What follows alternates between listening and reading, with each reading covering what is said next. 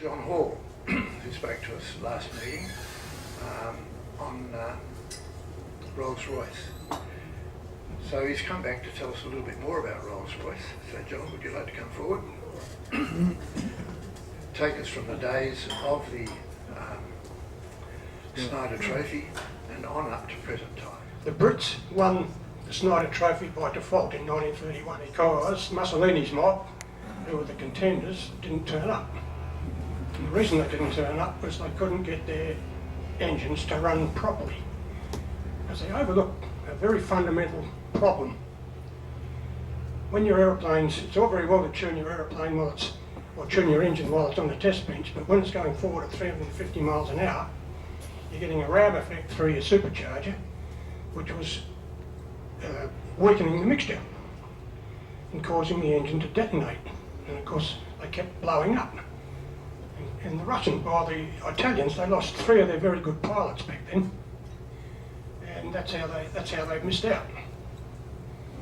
Now, Lucy Houston hadn't finished either. She,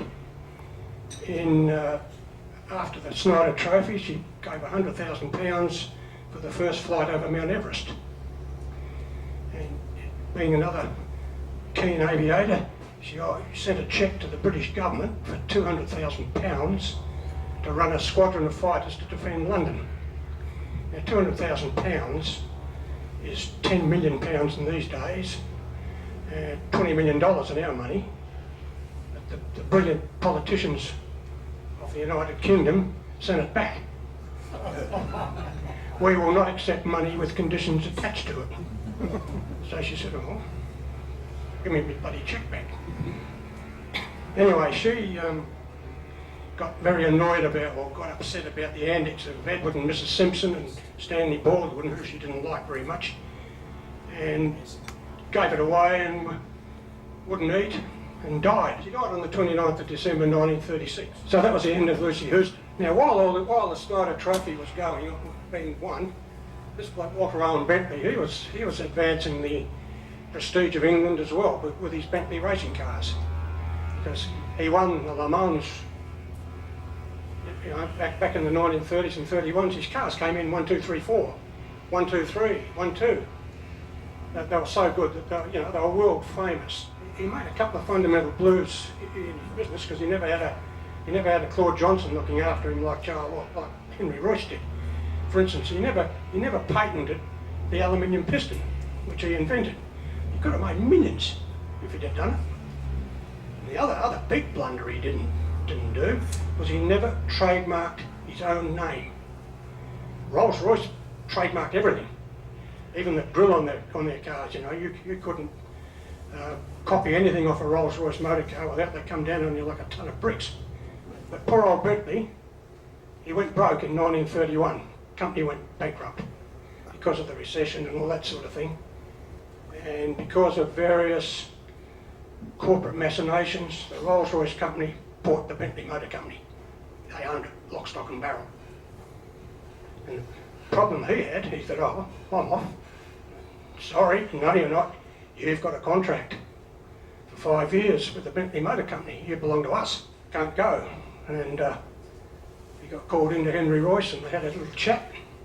And they looked after him. They didn't do the wrong thing by him. But the rub is that the man that came from the very impoverished background, who was Henry Royce, he now owned the man who came from the very privileged background. Message there somewhere, I don't know what it is. Anyway, they went on to make Bentley motor cars, and of course it must have been galling for this guy to see his cars being made with, he was just a hired help. But he was one of the best development engineers ever around. He could get in a car and take it for a drive, and he could tell you immediately what was wrong with it and what it needed to do and what design changes, and he earned his money. And they paid him well, and they didn't treat him badly, but at the end of the 5 years he went to an outfit called Lagonda and made beautiful motor cars. He was on his own. While all this was happening, Rolls-Royce were having trouble. Engines were breaking down, but it wasn't the fault of the engines, it was the bum installations. So they decided that they would take over all the installations of all the aeroplanes. In other words, you've got a Rolls-Royce motor, but you had to install it according to their drawings. And you know, as you all know, an engine on a test bench, totally different thing in an aeroplane. I mean, let's face it, you take it up to 30,000 feet, it's 90 degrees cooler up there. And throwing it around, all the gyroscopic loads and all that sort of thing, they were having big problems. They leased from the Air Force a set of hangars at Hucknall and set up the Rolls-Royce testing facility. And you know, towards the end, they had 1,640 people there and 10 test pilots. But they did all sorts of things there. They had a propeller shop, fabrication, aerodynamics, you know, you name it. They had an electrical shop, and they could, you know, make sure that their aeroplanes or their engines worked perfectly. And that Rolls-Royce up there, they got blotted out during the war too, because it was like a red Bull. Cyril Lovesey, who was in charge of it, because all they had in those days was biplanes, whenever they got a slight advantage in an engine, you couldn't really tell it because the drag of the biplane masked it too much. So he decided that they were going to buy the best, cleanest aeroplane that they could get hold of. And it happened to be a Heinkel from Germany. Have a look at the wings. They're awfully like a Spitfire. Awfully like a Spitfire. Anyway, they shipped the Kestrel engine over to Germany, to Rostock. A couple of months later, they got it back. Looked very, very second-hand. They put it in a Messerschmitt 109 to test it. That was the first flight of them at 109 Messerschmitt, was with a Rolls-Royce engine. And they did a Stuka at the same time. So that was their legacy from that lot. The Kestrel engine, the mainstay of the company during those years, because there wasn't much happening in aviation between the two wars. You know, the whole industry wound down. But a guy called A.J. Rolledge, who came from Napier, he decided that he would put one of those on top of the other in an X and called it the Vulture, 24 engine, 24 cylinder thing it was. That's a Merlin, which was I suppose it was the follow-on from the Kestrel. The Kestrel morphed into the Merlin. If you have a look, see that castellator thing there? That's something that Rolls-Royce used a hell of a lot in their cars. You know, every time I look at an engine of a Rolls-Royce, one of the tricks that the butcher mechanics do, well, if you wanted to open it up, you get a cold chisel and chip it. Disastrous results, but that's what used to happen in the cars. The Battle of Britain was, some say it was won by the British, some say it was lost by the Germans. High-ranking RAF people reckon it was lost by the Germans. England had a couple of big advantages. They had the radar, for instance. They had constant propellers. Pretty good aircrew too.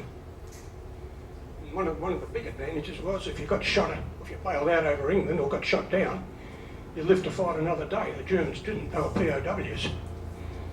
And also, you could scavenge from the wrecks some pretty valuable spare parts. So it all helped. Now, this is where it gets interesting. This Vulture engine, Rolledge built 1, 2, over the other side, 3, 4, 24 cylinder thing, but it wasn't real good. It had a very bad propensity to catch fire. The crankshaft and all those things were overstrained because you doubled up the loads on everything.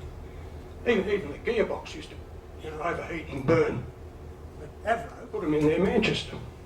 They used to crash at a very unacceptable rate because they catch fire, various other reasons. It weren't all due to the engine, but they lost too many of them. They had an initial order of over 600 to fill, and after 209 they didn't build anymore. But what happened, and this is the story of Ronnie Harker, who was the second or number 2 test pilot at Hutton. He was there, and this is how he tells the story. He was standing on the side of the runway. One of their very, very experienced test pilots, a guy named Reg Curlew, was coming downwind in one of those, engine on fire. Obviously it couldn't maintain height on one engine, probably because he couldn't feather it, I don't know. But anyway, he obviously set himself up for a crosswind landing, and he thought he could get round in the wind. So he tried to come around, didn't make it, and crashed short of the runway in a paddock that had a couple of big trees and tore the wing off. Engine went up, the whole plane went up in flames. His 2 observers got out the back. He didn't. They raced over to get him out. too late, he was dead. That was the end of it for Ernest Hives, who was running the Rolls-Royce show at that time, said, right, that's it, no more vultures. Shut down the production line, put him into Merlins. What are they going to do? So as Harker says, him and the managing director of Avro were in the office, and Hives said to him, why don't you modify the wing and put 2 Merlins in it? Not a big deal. That's exactly what they did. That's what finished up, your Lancaster. And Hives, without knowing what he'd done, by cancelling the Vulture, he'd forced the gestation of the Lancaster. He didn't know he'd done it. But that's how it happened. John Wager told you all about Tilly Schilling. They were having this negative G problem with their carburettors. She put the orifice in the fuel line. Later on, Stromberg's made a carburettor with a diaphragm in it instead of a float, which alleviated the problem. But then Bendix in America made a proper negative G carburettor, fixed the problem once and for all. Not a problem at all. All down to her. Okay, we come on to Frank Whittle. He was in 1941 or earlier. He was trying to get his jet engines going. He worked from about 1935, I think, working on them. He actually took out a patent, and after 5 years it lapsed. And he never renewed it. And a lot of people reckon it was because it cost £5. £5 was a lot of money back then. He had a young family, $250, He was only on RAF pay, so he never renewed it. But it's a shame. He could have made a Lincoln fortune out of it. The Rover Company were involved in making his engine go. He could not get on with the Wilkes brothers of Rover. That's Spencer Wilkes and his brother Morris Wilkes. They just didn't like him, and he didn't like them. So one day, Ernest Hives and Stanley Hooker were having lunch with this bloke. He told them straight out, he said, I can't get on with this little guy. So Hives, very smart man, Hives, believe me, he said, look, I'll tell you what I'll do. I'll give you the Meteor tank engine in the factory. You can take it all over Hollis Bollis. Meteor tank engine was a Merlin without a supercharger on it. So he thought he was getting a pretty good deal. He got the raw end of it, believe me. He left, and the whole weight of Rolls-Royce got behind Frank Whittle with his jet engine. And of course they made it work. There he is testing it. There, that's a painting, that one, but he's testing it. Now that's the first Gloucester aeroplane that flew a jet engine, the W1. Frank Whittle actually flew that himself at one stage. He was a pilot as well as an engineer. Here's an interesting one. That's a Wellington with a WTB in the tail. Now think about that. How are you going to work out the weight and balance with a bloody great engine in the tail like that? The centre of gravity would be way off. I don't know what they did, but they must have loaded the front with lead or something to make it work, because you couldn't fly it without you did something. The weight down there, just right at the back of the aeroplane. That's a Welland, and if you look at the way they do these combustion chambers back in those days, it's all changed now. That's the first of the Avon engines. You can see that. See that? Combustion chambers at the back. They're still there. Then they made the later model. All gone. Straight through. And no big thing sticking out the front either. Now that's the Avon that powered the Canberra and the Hunter. And then they got to the Lightning, which was one of the English or the British fighters that they put these things in. They had 2 Avons in it, one on top of the other. Enormous fuel consumption. Christ. They could only keep them in the air for about an hour and a half, because they just guzzled fuel at such a terrific rate. And when I was in Tangmere a few years ago, one of the blokes who was a pilot of those things, they had to fly them out to Saudi Arabia, who bought them. And he said, on those flights, he said, I did 15 air refuelings on the way out. And when you sit in it, which I was allowed to do, there's a great big long tube sticking out on the left-hand side, sticks out in front of the aeroplane. About that round, that's the air refueling drogue. Quite an aeroplane, but they're out of date now. There are a few still flying in England. Now, Ernest Hives, here's the great man. In 1950, he was elevated to the peerage for all the work he'd done during the war, making sure that the Rolls-Royce engines and all that sort of thing carried on. Now, when you think about his life, he started off in 1901. He was a bike mechanic, and he was in a bike shop. And Charles Rolls came along in his car. Something was wrong with it, and he said to the bloke in the bike shop, "Can you help me fix it?" And he said, "Sorry, mate, we're closed." Ernest Hydes, he was only a kid, came out and said, "I'll have a go," and he fixed it. So Charles Rolls said to him, "Well, would you like to come down to London and be my personal mechanic?" He said, "I'll have to go and ask Mum," which he did, and that's what happened. He went down to Rolls-Royce with Charles Rolls and became his mechanic. And then he went and worked for Napier's for a couple of years. In 1908, when Rolls-Royce were well and truly established, he came back to Rolls-Royce as a test driver. That's what he did. When Lord so-and-so bought a car, before it was delivered, he would take it for a drive and make sure that it was up to scratch. You know, that's his background. So then he worked his way up right through he became the head of the test department, he became the head of the experimental department, and during the war, of course, he became the managing director. They offered him a knighthood. He refused. He said, "You know, I can't accept a knighthood. You've got Army, Navy and Air Force personnel getting shot and killed. I'm here in relative safety, just doing my job." So, not on. They forced upon him a CBE, Companion of the British Empire. He said, "All right, I'll take that on," because Essington Lewis, who was the head of BHP in Australia, he was a plumber and he had one. He said, "Oh, I'm in good company. He's a plumber, I'm a mechanic, so I'll accept it." But in 1950, when the war and everything was over, he accepted a knighthood and he became Lord Hydes of Duffield. And Duffield House was the big house that the Rolls-Royce company owned, where they did all their entertaining and had their conferences and all that. But that was the man. He had a pretty nasty end. He was an invalid for the last few years of his life. He had a series of strokes, and you know he didn't deserve what he got. But he was a heavy smoker.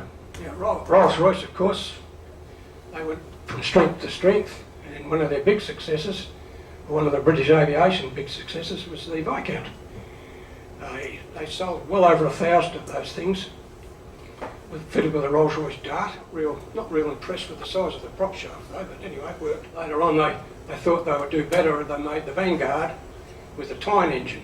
So that came a bit late because everyone wanted jets, so they didn't sell too well at all those. Here's an interesting one. There's Hives there. That's Sir Stafford Cripps. He made a real blunder.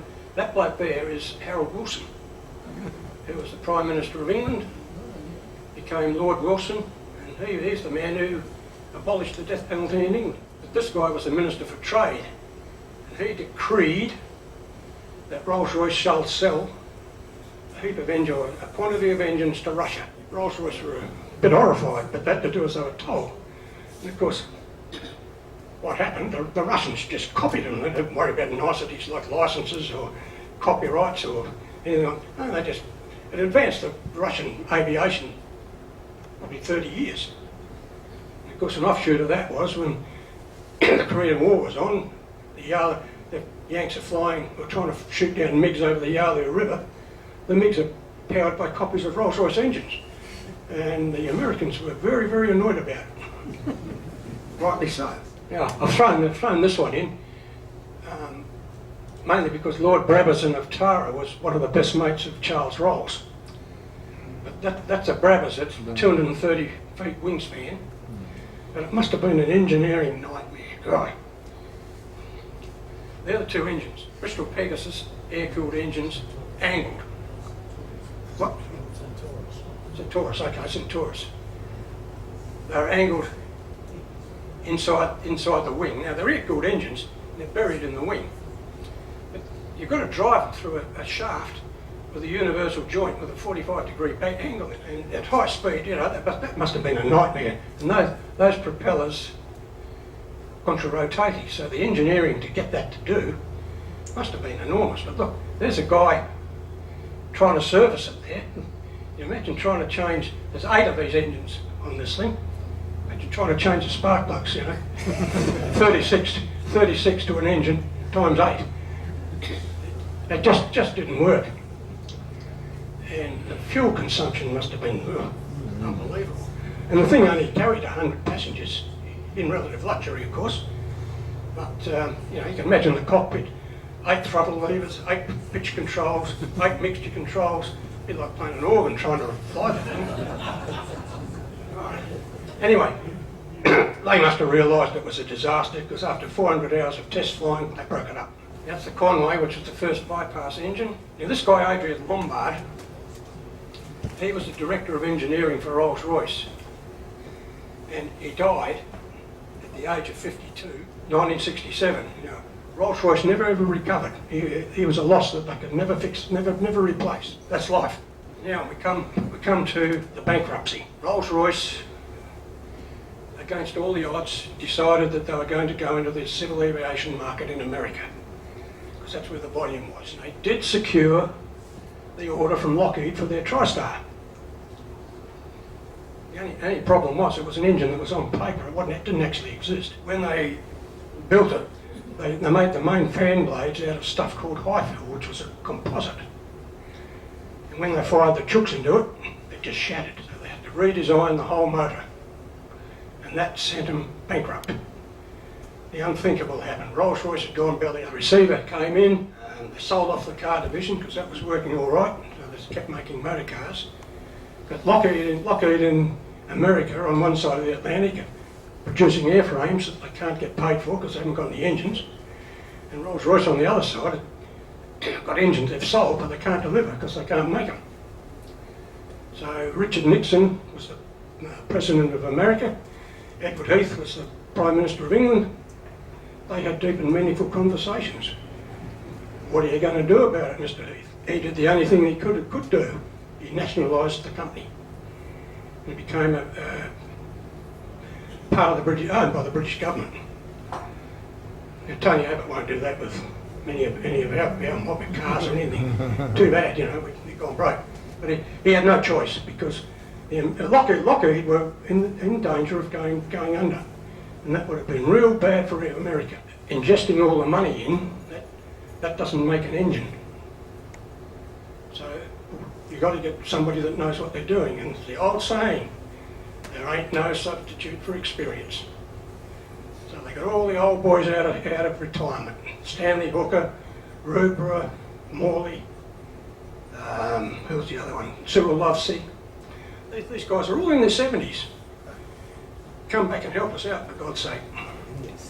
Yeah, they were in their 70s, yeah. Well, somebody had to sort the mess out. People out there didn't know what they were doing. They had lots of university degrees and all that sort of thing. But that didn't make motors, and didn't put them in production either. So those guys came back and they did it. Lockheed were very understanding. This guy here, Dan Horton, who was the managing director of Lockheed, that's David Huddy there, the man who sold them to him. And that's the Denning Pearson, who was the general manager of Rolls-Royce at the time. But this guy was fairly enlightened. Instead of lawyers at 10 paces, you know, we've got a contract, you can't deliver, we're going to sue you. He came back with the attitude, I don't want damages, I want engines. Here we are, what can we do? We've got a problem, what can we do to help? And that's what he did. And one of the things they did do was to agree to a very substantial increase in price of the engine, because at the fixed price they'd contracted, Rolls-Royce were going to lose money on every one. So he went along with that. That's the TriStar getting ready for its first flight. This is the RB211 motor. It was made in a module section, so that whatever you wanted to do, if you improve the fan or you improve those modules, all you had to do was unbolt them and put a new one in. You didn't have to do the whole engine. Or if something went wrong, instead of having to do the whole motor, you just fixed the module that was went bung. It's a pretty smart move. We've seen that one. Now, that guy there, he was getting towards the end of his life there, but over there is his first engine that worked. There's the Rolls-Royce Trent. See the difference? When he started his engines, he thought £10,000 thrust would be as much as you'd ever get. £100,000 is quite common these days. He emigrated to America, his family over, and he died at the age of 89 from lung cancer. So presumably he got old, yeah, 89. We talk about the magic of a name. when you've got the best of the best, you don't say, I've got the Mercedes of this or the Cadillac of that. You say, I've got the Rolls-Royce of. And everybody knows exactly what you mean. It's the best of the best. Always has been. And that was brought about by their cars. The motoring journalists back in the 1910s, this is the best car in the world. Rolls-Royce never said that. It was the hype of the motoring journalists. Mind you, they never denied it. In the whole 110 years that Rolls-Royce has been making motor cars, there's only ever been 150,000 or thereabouts ever built. Now, you put that in context. Henry Ford made 15 million Model Ts, 5 million Model As. Peugeot company, little 204 or 205 hatchbacks, they made 5 million of them last year. Mercedes made 1.48 million motor cars. Now in 110 years, Rolls-Royce only ever made 150,000 or thereabouts. And the pundits reckon there are about 78% of them still in existence. A lot of them are in museums. There's museums all over the world with 10 or 15 Rolls-Royces in their museum. So, a fair estimate would be maybe 100,000 Rolls-Royces on the road on the planet. That'd be pretty close. That particular one there that's a Phantom 4. Now the production run of that car was 18. That was an entire production run. Straight 8 engine. That particular one was given to the Queen, or she was Princess Elizabeth at the time, by her father. But a particular model car could only be sold to members of a royal family or heads of state. Didn't matter how rich you were, if you came along with $10 million, your pedigree wasn't right, you couldn't have one. Princess Margaret got one. No other company in the world could pull a stunt like that. Princess Margaret got one, the Aga Khan got one, Duke of Gloucester got one, Marshal Tito of Yugoslavia got a couple, Franco in Spain got a couple. They were heads of state. King Faisal in Arabia, and a couple of his princes got one. Shah of Persia got one, or a couple. And one of the provisos was that, we'll send you the car, but once you're sick of it, you can't move it onto the riffraff. It's got to come back to the company. And that was one of the strict conditions of sale.